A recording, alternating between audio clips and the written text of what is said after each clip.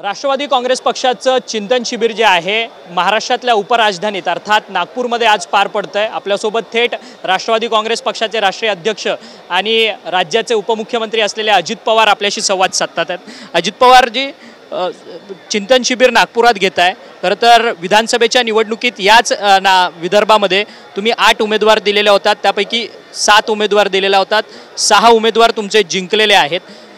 आगामी स्थानिक स्वराज्य संस्थांच्या निवडणुकीने विदर्भ हा तुमच्यासाठी पोषक असं वातावरण ठरलेला म्हणजे प्रदेश ठरणार आहे। माझी पत्रकार मित्रांना तुमच्या सकट सगळ्यांना विनंती आहे की त्याच्यातनं वेगळा अर्थ काढू नका।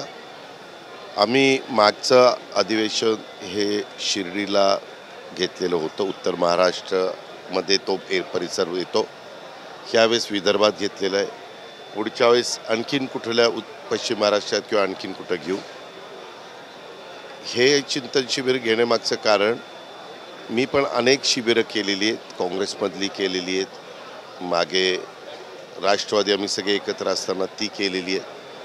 पण तो काळ आत्ताचा काळ वेगळा आहे। ह्यावेळेस आम्ही 10-12 ग्रुप जे केलेले आहेत त्याला वेगवेगळे विषय दिलेले आहेत। त्या विषयामध्ये मी आत्ताच राऊंड मारून आलो, ते चर्चा करतायत, वेगवेगळ्या सूचना करतायत, वेगवेगळ्या वयोगटातले मान्यवर करतायत, काही तरुण त्यांना जे वाटतं ते सूचना करतायत, वडीलधारी त्यांच्या अनुभवाचे बोल सांगतायत। आणि ह्याच्यातून आम्ही 1-3 तास झाले की ह्यांच्याकडनं काय काय आमच्या पुढे येतं आहे ते आम्ही घेणार आहोत। आणि नंतर मी समारोपाच्या निमित्तानं त्याबद्दलची माझी भूमिका, आमचे पक्षाचे विचार आणि पुढची आमची लाईन ऑफ ॲक्शन ही त्या ठिकाणी त्यांना विशद करणार आहे। त्याच्यामुळं विदर्भ इथं पण हा पण महाराष्ट्रातला एक महत्त्वाचा भाग आहे। आणि तुम्ही बघताय की अलीकडं वर्ष अजून झालं नाही आम्हाला सरकारमध्ये येऊन, पण मोठ्या प्रमाणावर महाराष्ट्राला देत असताना त्याच्यात विदर्भाला भरभरून देण्याचा प्रयत्न हा आम्ही सातत्याने मंत्रिमंडळाच्या माध्यमातून करतो आहे। आणि त्याकरता इथं एक दिवस थोडंसं बाजूला आपण बसून शांतपणे चर्चा करून, शांतपणे त्यांच्या प्रत्येकाचं विजन असतं, त्या विजनचा राज्याच्या पुढच्या पिढीच्या दृष्टिकोनातनं किंवा मला अर्थमंत्री म्हणून निर्णय घेत असताना ह्याचा फीडबॅक मला जो मिळतो त्याचा उपयोग होतो ना।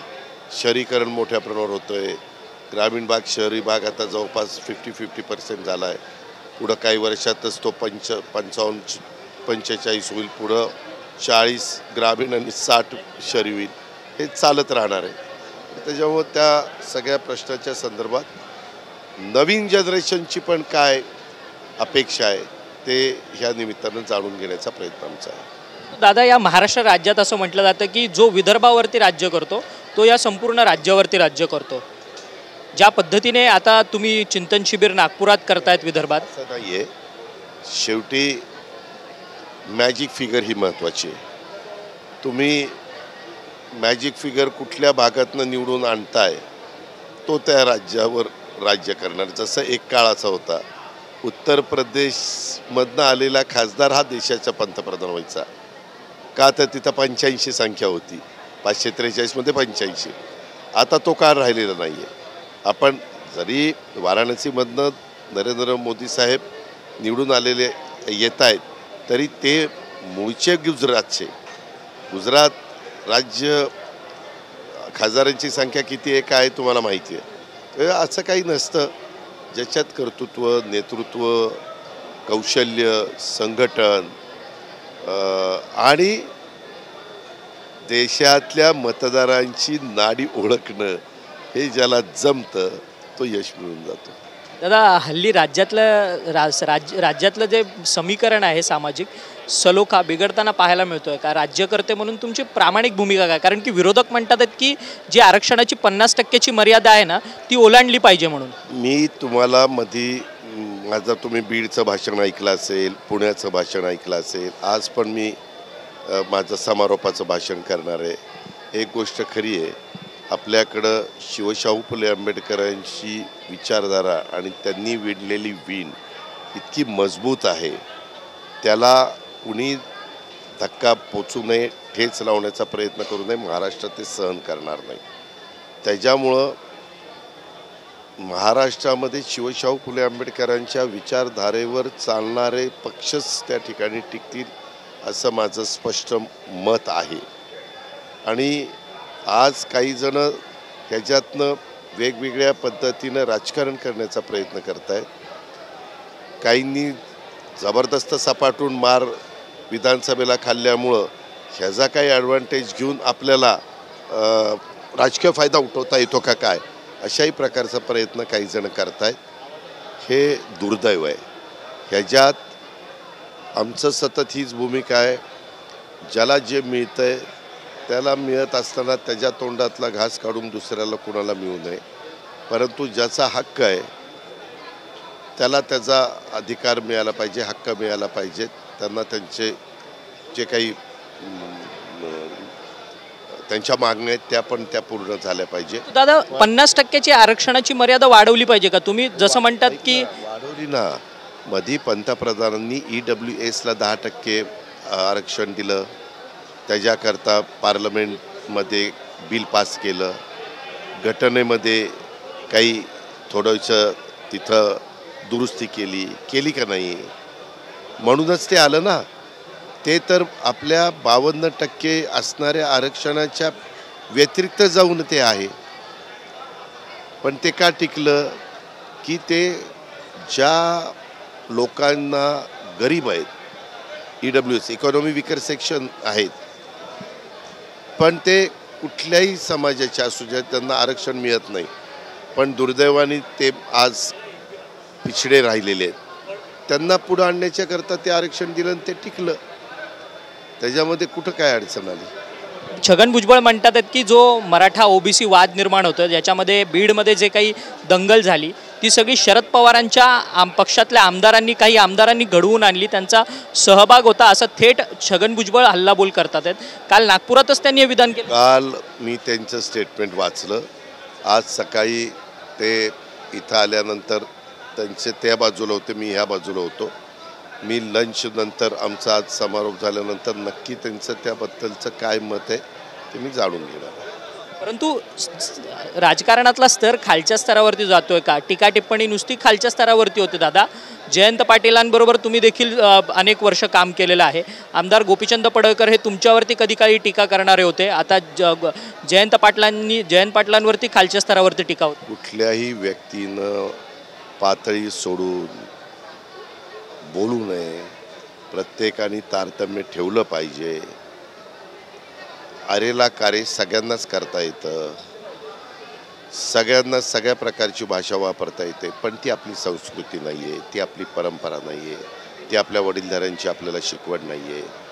ज्यावेळेस आम्ही शिवशाहू फुले आंबेडकरांचं सातत्याने नाव घेतो त्यावेळेस त्यांनी त्या काळात सांगितलेले विचार, त्यांचं वागणं, बोलणं, चालणं, त्यांची कृती ही कशी आहे ते पुस्तकं त्यांच्यावर कितीतरी आलेली आहेत. त्यांच्या गोष्टी आपण कितीतरी ऐकतो, त्यांचा इतिहास आपण वाचतो.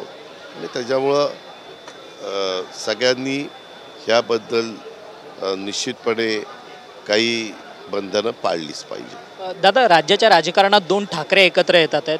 अलीकडे तुम्ही दोन्ही पवार वेगळे झालात, परंतु 2 ठाकरे एकत्रित येतात आहेत. त्या दोन्ही ठाकरेंचा तुमच्या महायुतीवरती, स्थानिक स्वराज्य संस्थांवरती परिणाम होणार का? तुम्हाला काय वाटतं? कारण की मुख्यमंत्री म्हणतात आहेत की आम्ही ठाकरे ब्रँड तोडलाय म्हणून या सगळ्या बेस्टच्या निवडणुकीमध्ये. का कुणी कुठं एकत्र यावं आणि कुणी कसं राहावं हा ज्याचा त्याचा प्रश्न आहे, तो त्यांचा अंतर्गत प्रश्न आहे.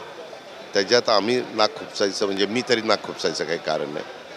त्यांचे दोघांचे वडील हे सख्खे भाऊ होते. त्याच्यावर ते दोघं कझन आहेत, लहानाचे मोठे एका घरात झालेले आहेत. आणि त्याच्यामुळं त्यांना तुम्ही विभक्त व्हा म्हणून आपण काही सांगितलं नाही, तुम्ही एकत्र या म्हणून आपण काही सांगितलं नाही. त्यांना जे काही योग्य वाटतं ते त्यांना करण्याचा अधिकार हा घटनेने, संविधानाने दिलेला आहे. त्याबद्दल आपण चर्चा करून काय मिळवणार आहोत हे समाजामध्ये घडत असतं, चालत असतं. आजपर्यंत बऱ्याच जणांच्या बाबतीत वेगवेगळी उदाहरणं घडलेली आहेत. त्याच्यामुळं त्यांना दोघांना जे योग्य वाटतं ते त्यांनी करावं, त्याबद्दल त्यांना शुभेच्छा. हल्लीच विजयी संकल्प मेळावा झाला भाजपचा वरळी डोममध्ये. त्या वरळी डोमच्या भाषणामध्ये मुख्यमंत्री स्वतः म्हणतात की आपल्याला मोठ्या ताकदीनं स्थानिक स्वराज्य संस्थांच्या निवडणुका लढायच्यात, आपल्याला बघायचं नाही की आपले मित्रपक्ष सोबत आहेत की नाही, म्हणजे ते येणार आहेत की नाही असं म्हणतात. प्रत्येकाला आपला आपला पक्ष वाढवण्याचा अधिकार आहे ना, का नाही? आम्ही लोकसभा विधानसभा एकत्र लढल्यावर खालच्याही कार्यकर्त्यांना जिल्हा परिषद, तालुका पंचायत, नगरपालिका, महानगरपालिका, स्थानिक स्वराज्य संस्थात कुठं संधी मिळाली पाहिजे असं वाटतं ना. मागं देखील आम्ही 15 वर्ष काँग्रेस आणि राष्ट्रवादी काँग्रेस एकत्रपणे महाविकास आघाडी करायचं, त्यावेळेस तिथल्या जिल्ह्यातल्यांच्या नेत्यांवर ती जबाबदारी आम्ही सोपवायचो ना, किंवा तिथली राजकीय परिस्थिती बघून तुम्ही निर्णय घ्या.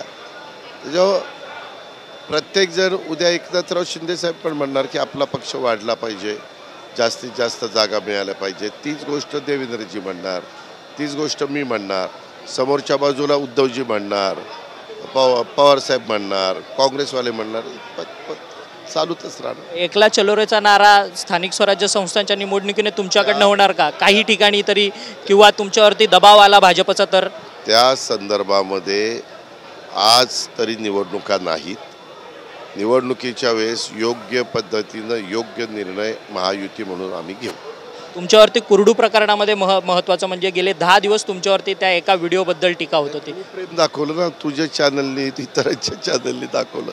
ह्याच्यात मला त्याच्याबद्दल बोलायचं नाही, ते विषय संपलेला आहे, सगळं काही झालेलं आहे. मला नंतर जे ट्विट करायचं ते मी केलेलं आहे. सगळ्या प्रशासनाला माहिती आहे अजित पवारची कामाची पद्धत, तुम्हा पत्रकार मित्रांना पण माहिती आहे.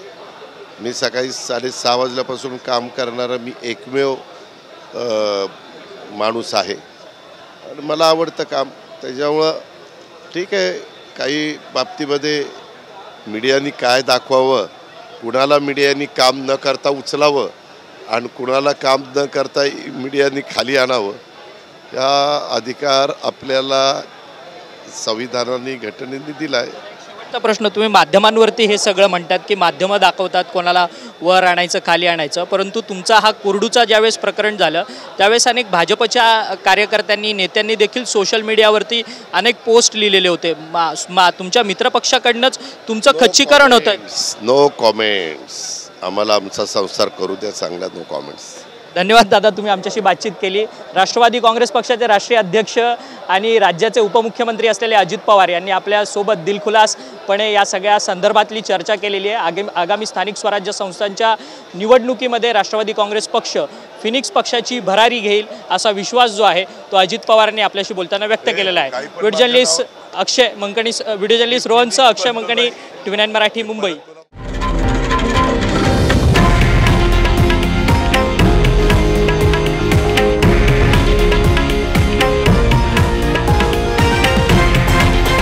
हे आहे देशातील नंबर 1 न्यूज नेटवर्क आणि आपण पाहत आहात TV9 मराठी, एकमेव.